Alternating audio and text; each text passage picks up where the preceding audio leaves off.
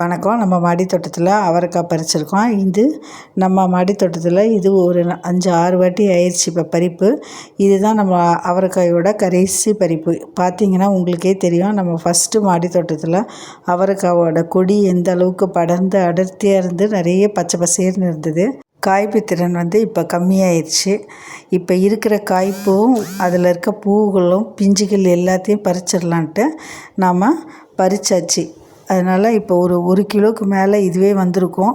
அதை பிஞ்சாக பறித்து அதை பொரியல் பண்ணி சாப்பிடும்போது அவ்வளோ டேஸ்ட்டாக இருந்தது. அடுத்து நம்ம அந்த தொட்டியில் மண்ணை வளப்படுத்திட்டு தான் அதுக்கு அடுத்து நம்ம பயிர் பண்ணணும். அதனால் இப்போதைக்கு ஒரு வாரத்துக்கு அதில் எதுவும் பண்ண வேண்டான்னு அதில் வெறும் தண்ணி மட்டும் ஊற்றிக்கிட்டு வரோம். அடுத்தது பார்த்திங்கன்னா, நம்ம முருங்கை மரத்து தொட்டியில் மணத்தக்காளி செடி, அதுலேயும் காய்களும் நிறையா இருந்தது. ஆனால் கிளைகள் கம்மியாக இருந்தது. அதை வேறு ஒரு தொட்டிக்கு நம்ம மாற்றி வைக்கணும். அதில் நிறைய பழங்களும் இருந்தது. தானாகவே கீழே விழுந்து முளைக்கட்டும் அப்படின்னு சொல்லிட்டு கொஞ்சம் விட்டு வச்சுருக்கேன். வழக்கம் போல் நம்ம சங்குப்பூவும் பறிச்சாச்சு. அடுத்து வெள்ளை அரளி, இந்த வெள்ளை அரளியும் நிறைய பூத்திருந்தது. அதையும் நம்ம பறித்து வச்சுக்கலான்னு பறிச்சாச்சு. சக்கரவள்ளி கிழங்கு, இது சக்கரவள்ளி கிழங்குல ஒரு அங்கே ஒன்று இங்கே ஒன்றுமா நமக்கு பூக்கள் பூத்துருக்கு.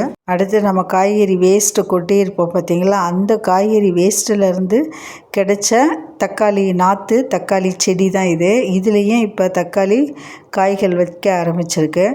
அடுத்து இது மாந்துளிர். இந்த மாந்துளிர் பார்த்திங்கன்னா அப்பப்போ கிளைகள் விட்டு செடிகளும் நல்லா வளர்ந்துட்டு வருது.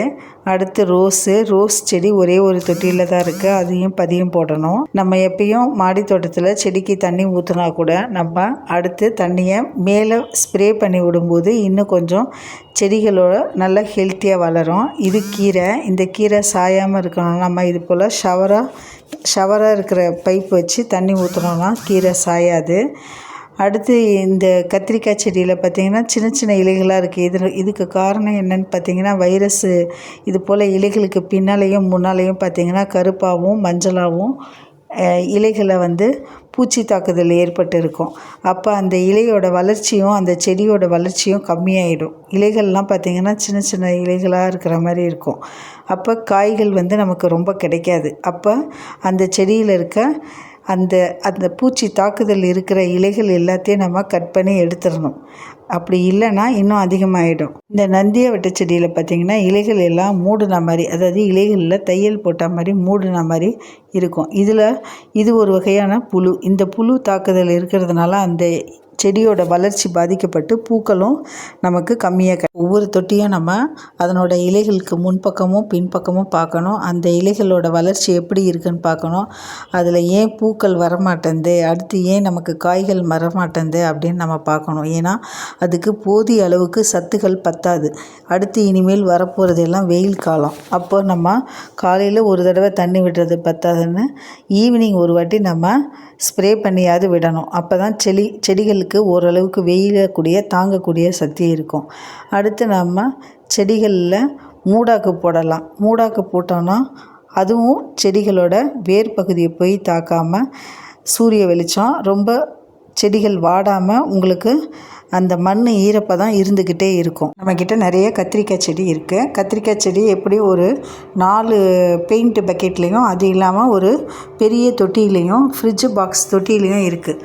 இந்த கத்திரிக்காய் செடியில் தான் நோய் தாக்குதல் நமக்கு அதிகமாக ஏற்படும். அப்போ நம்ம அதை பூத்து காய் எடுக்கும்போது தான் அதனோட நோய் தாக்குதல் அதிகமாக இருக்கும். அப்போ நம்ம இலைக்கு பின்னாகல ஒவ்வொரு செடியும் நம்ம கவனித்து பார்க்கணும். அப்போ அந்த நோய் தாக்குதல் இருந்ததுன்னா ஒன்று அந்த இலையை கட் பண்ணி எடுத்துடணும். இல்லைன்னா நம்மக்கிட்ட இன்னும் கேட்டிங்கன்னா முட்டை கரைசல். இந்த முட்டை கரைசல் நம்ம கண்டிப்பாக வாரத்துக்கு ஒரு வாட்டி தெளிக்கும் பொழுது அந்த செடி ஒரு பயிர் வளர்ச்சி ஊக்கியாகவும் இருக்கும், செடியோட வளர்ச்சியும் நல்லா இருக்கும். உங்களுக்கு அதை நீங்கள் பண்ணும்போதே தெரியும். அதனால் கண்டிப்பாக நம்ம எப்போவுமே முட்டை கரைசல் வச்சுருந்தோன்னா எல்லா வித பூச்சி தாக்குதலில் இருந்தும் அது ஒரு பாதுகாப்பான நமக்கு ஒரு பயிர் வளர்ச்சி ஊக்கியாகவும் இருக்கும். அது பூச்சி விரட்டியிலையும் ரொம்ப பெனிஃபிட்டுனா முட்டை கரைசல். அதுக்கடுத்து வேப்ப எண்ணெய் கரைசல். இந்த வேப்ப எண்ணெய் கரைசலே நம்ம வாரத்துக்கு ஒரு வாட்டி தெளித்து விட்டுக்கிட்டே இருக்கணும். அப்படி இருக்கும்போது மட்டும்தான் நமக்கு கத்திரிக்காயிலேருந்து காய்கள்லாம் எதிர்பார்க்க முடியும். ஒரு 5 செடி 6 செடி இருந்தாலே போதும், நம்ம வீட்டுக்கு தேவையான கத்திரிக்காய்கள் அதிலேருந்து கிடச்சிக்கிட்டே இருக்கும்.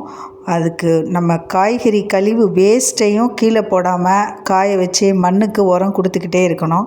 நம்ம வீட்டில் இப்போ கொஞ்சம் வேலை ஜாஸ்தியாக இருக்கிறதுனால என்னால் செடிகளை ஒரு வாரம் போல் சரியாக கவனிக்க முடியல. காய்கறி வேஸ்ட்டை மட்டும் எடுத்து காய வச்சு எடுத்து வச்சுருக்கேன். இனிமேல் எல்லா தொட்டிலையும் மண்ணை கிளறிட்டு நல்லா அது மேலே இருக்கிற அந்த சல்லி வேறு இருக்கிற இடத்த எல்லாத்தையும் நம்ம அரை அடிக்கு போல் நம்ம எல்லாம் கிளறி எடுத்துட்டு காய்கறி வேஸ்ட்டை கொட்டி நம்ம தண்ணி ஊற்றிக்கிட்டு வந்தாலே அதுக்கு தேவையான சத்துக்கள்லாம் கிடச்சிரும். நம்ம மாடித்தோட்டத்தில் களை செடியாக வளர்கிற ஒவ்வொரு தொட்டியிலையும் அதுவே நமக்கு போதுமானதாக வாரத்துக்கு ஒரு நாள் கீரையாக கிடச்சிரும். அந்த களைச்செடிகள்லாம் என்னென்ன களைச்செடிகள் வளர்ந்துருக்குன்னு பார்த்து அதை எல்லாத்தையும் சேர்த்து நாம் சமையலுக்கு பயன்படுத்த முடியும். ஆகையால் அடுத்து வரப்போகிற வெயிலோட தாக்கத்துக்கு நம்ம செடிகளை எப்படி பாதுகாக்கிறதுன்னு பார்க்கலாம்.